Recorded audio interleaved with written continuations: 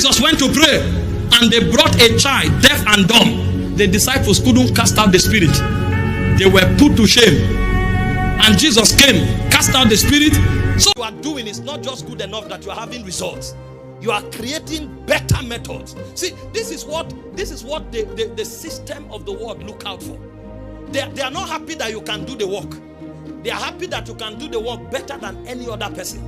And they are not just happy that you can do the work better than any other person. They want you to do it at record time. Because it's one thing to be able to do the work, it's another thing to do it better than anybody. And it's another thing to do it even at record time. So what somebody else does in 2 weeks, you can do in 3 hours. And what you have done is not diminishing the quality of the result, but you have mastered your craft in a way that you are just too expert about your productivity. So excellence speaks of innovation, creating new ideas. Number 6, excellence speaks of dedication and discipline. It takes a lot of dedication and discipline to model a result that cannot be matched, to model a result that cannot be beaten at any level. Listen, no haphazard person can demonstrate excellence. It takes a lot of discipline. You must beat yourself and bring yourself under subjection. There are people who are so careless that even the clothes they wear, they can't wash and iron it. And they are talking about global visions. No. If you want to power a global vision, you need to know that the best minds in the world will interact with you. And you must demonstrate a value system that beats their standard and beats their imagination. This is why excellence is a must. So when God speaks, He's talking from a depth.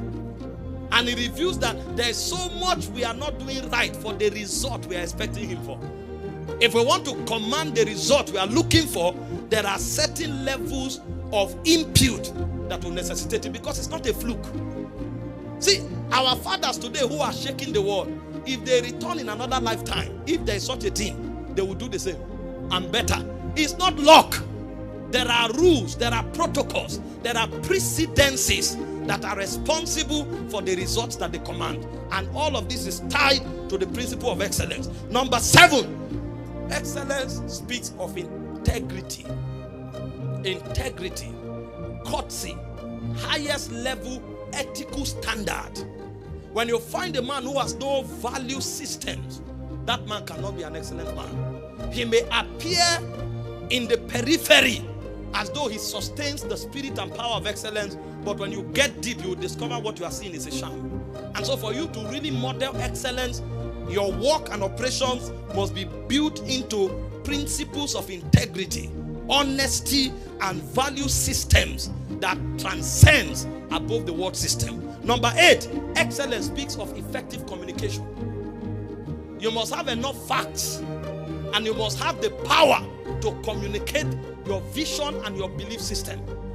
You can't talk things carelessly and expect to transmit the spirit of a vision. So everybody must pay the price, not just to know, but to know how to communicate what is known. Listen, as you begin to lead a people or lead a vision, you will discover that how you get to know what you know is different from how you communicate it. So how you communicate it is as important as how you know it. Otherwise, you will be the only person burdened with a vision. Nobody will run with you. He said, write the vision.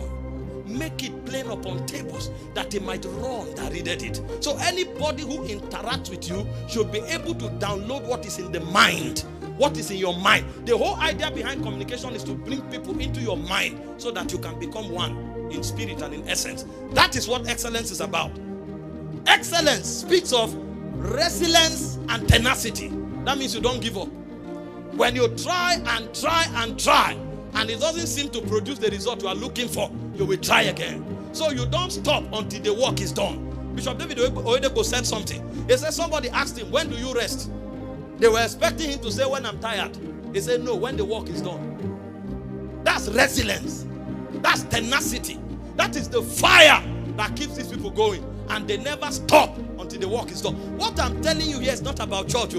It's about taking over your world. I'm telling you why many Christians are not impactful in their world.